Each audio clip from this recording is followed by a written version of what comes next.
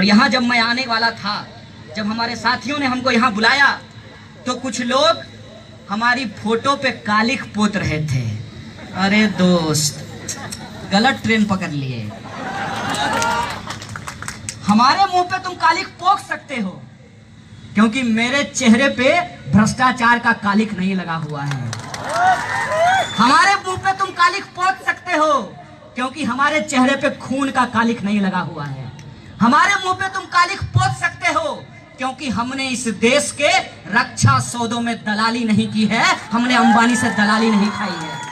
हमारे मुंह पे तुम कालिख पोत सकते हो क्योंकि इस देश में 12,000 किसानों की आत्महत्या का कालिख हमारे चेहरे पे नहीं लगा हुआ है।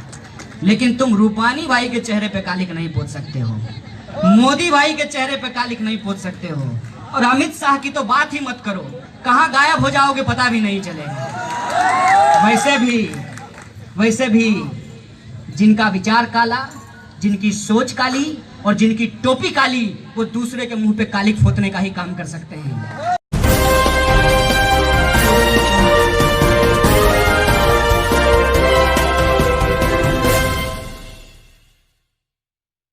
शांति, न्याय और एकता का संदेश देने वाले इस धरती को नमन करता हूं, इसको प्रणाम करता हूं। दोस्तों, सबसे पहले मैं धन्यवाद देना चाहता हूं इस कार्यक्रम के आयोजकों को, हमारे दो प्रिय साथी हार्दिक पटेल और साथी जिग्नेश मेवानी को मैं धन्यवाद देना चाहता हूं। राजकोट के प्रशासन और पुलिस के लोगों को, मीडिया के साथियों को और आप तमाम लोगों को कि आपने मुझे राजकोट की इस महान धरती पर आने का अवसर प्रदान किया है, इसके लिए मैं आपको कोटि कोटि धन्यवाद कहता हूं।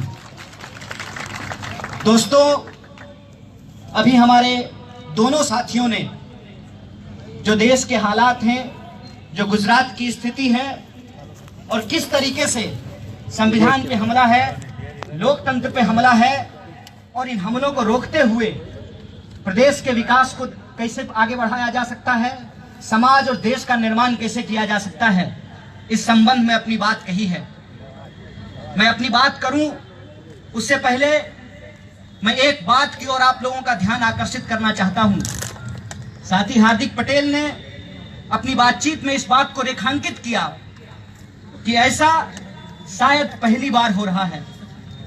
गुजरात के अंदर एक ही रैली में अलग अलग धर्म, अलग अलग जाति, अलग अलग क्षेत्र के लोग एक ही रैली में अलग अलग नारा लगा रहे हैं। कोई जय सरदार कह रहा है, कोई जय भीम कह रहा है। मैं आप तमाम लोगों को और खासकर इन दो युवा साथियों का शुक्रिया अदा करना चाहता हूं, इनको धन्यवाद कहना चाहता हूं कि इन्होंने जिस सामाजिक क्रांति की शुरुआत की है, इस सामाजिक क्रांति का इतिहास हिंदुस्तान के कोनों कोनों में लिखा जाएगा और इसकी चर्चा की जाएगी कि आज वो वक्त है कि हमको नारों को अलग करने के लिए नहीं लगाना है, हमको नारा लगाना है ताकि समाज को हम जोड़ कैसे सकें, समाज को इकट्ठा कैसे कर सकें। इसीलिए गुजरात की इस धरती पर जय भीम और जय सरदार का नारा एक साथ लगना चाहिए और उसका परिचायक आज आपकी रैली ने बना है, उसका गवाह बना, उसका इतिहास बना है। दोस्तों, हमें इस बात को समझना होगा कि हमारी लड़ाई इस देश को बांटने की लड़ाई नहीं है, हमारी लड़ाई किसी जाति विशेष के हक और अधिकार की लड़ाई नहीं है, हमारी लड़ाई किसी क्षेत्र विशेष या किसी धर्म विशेष के लोगों के हक और अधिकार की लड़ाई नहीं है। हमारी लड़ाई इस देश में वो तमाम लोग जो इस भूगोल में पैदा हुए हैं, उन तमाम लोगों को बराबरी का हक और अधिकार दिलाने की लड़ाई है, समानता का हक और अधिकार दिलाने की लड़ाई है। बात मैं कहना चाहता हूं, जो बात संविधान में लिखी गई है, संविधान कहता है हम भारत के लोग, we the people of India. हमारा संविधान हम किस माँ के पेट से पैदा हुए हैं हमारे साथ भेदभाव करने के लिए तैयार नहीं है। हमारा संविधान हमारे माँ बाप की क्या औकात है इसके आधार पर भेदभाव करने के लिए तैयार नहीं है। हमारा संविधान कहता है कि हिंदुस्तान में पैदा होने वाले वो तमाम लोग हिंदुस्तानी हैं, भारतीय हैं और उनको बराबरी का अधिकार मिलना चाहिए, ये हमारा संविधान कहता है।